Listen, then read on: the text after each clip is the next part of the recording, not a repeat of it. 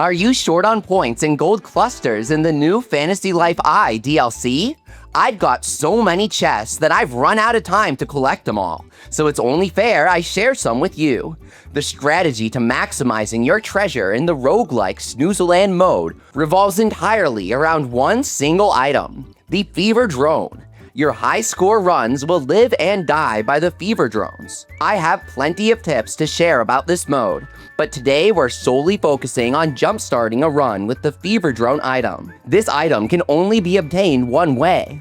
From a drowsy mimic, the new blue mimic with a sleepy hat. These mimics have a chance of spawning at the top of each minute during your run. They can spawn anywhere in any area that you've unlocked, so constantly check your map for the blue chest icon, cause you won't always notice it when they spawn. Drowsy mimics do not have health and cannot be attacked.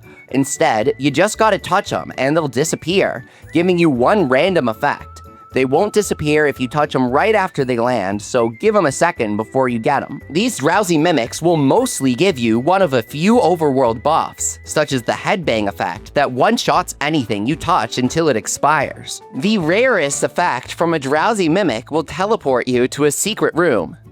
There are two types of secret rooms. The treasure room has 3 treasure chests in it, and one of them will contain a fever drone. The other room is a one-shot dream room. This room is filled with angry, level 99 enemies that all die in one hit from whatever weapon you use. The catch is that you get one shot by the enemies as well. If you take a single hit from any of the enemies, you are kicked out of the dream and lose your chance at the fever drone. Defeat all the enemies and go to the top of the shrine where the strangeling would normally be located. Instead, you'll find a treasure chest with a fever drone inside, the ultimate prize. The fever drone cannot be consumed from the items menu.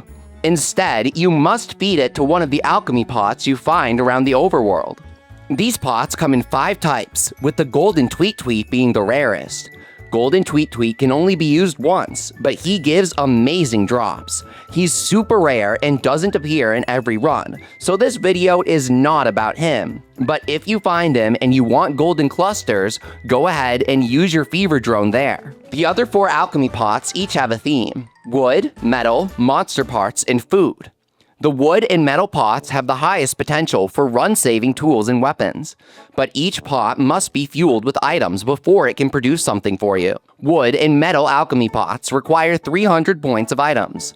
The monster pot requires 200 points of items, and the food pot only requires 100 points of items to use. This is due to food drops being the least impactful, but all alchemy pots drop an additional treasure chest when used. When paying for the item cost of an alchemy pot, the fever drone we obtained may be used instead. It's always located at the top of the menu. This will activate fever time on the alchemy pot for the rest of the run. Fever time has 3 major effects.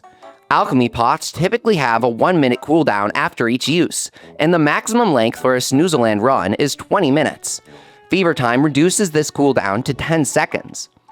Fever time doubles the drops of alchemy pots, including double treasure chests. Each alchemy pot has a preferred item group that counts for double points, but during fever time, all item groups are doubled no matter which pot you're using. Combine all these factors under one effect and something becomes clear. A run without fever time isn't much of a run at all. This fever time mechanic is so powerful that it transforms this mode into a non-stop gacha frenzy in the second half, with more menuing than actual gameplay.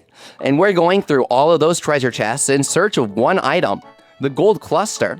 Each treasure chest, even the basic looking ones in the overworld, has a tiny chance of dropping a gold cluster when opened. Gold clusters are a new currency used to purchase the strongest items in the new Snoozealand shop. We want to prioritize obtaining gold clusters above everything else. Monzinger, the monster pot, costs 200 to use. The equipment dropped from this pot can have item drop rate up, which does not affect pots or treasure chests. But it does affect the boss at the end of your run.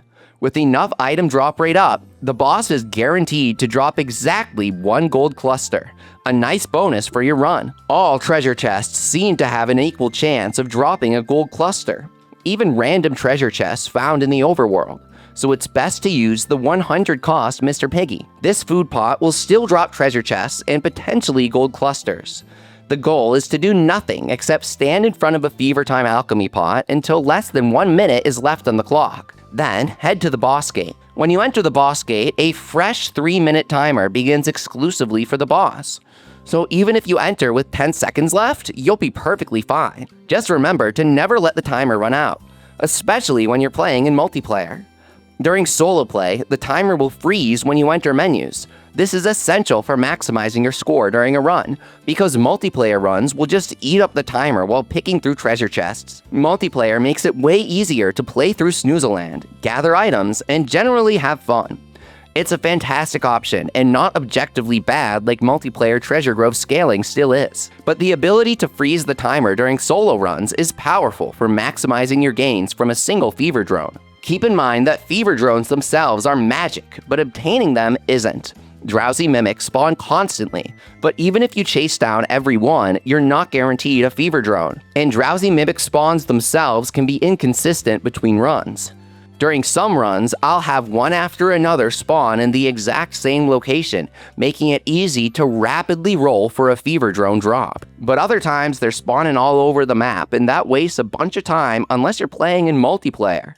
Don't forget to pick up furniture and other treasure items whenever you can to maximize your points. Even without gold clusters, points are necessary to gather dark materials for crafting the new recipes. Please subscribe and share this video if it helped you out. More videos for Fantasy Life I's new update will be coming soon, so comment what you want to see and leave a like on this one. With love and peace, thanks for watching.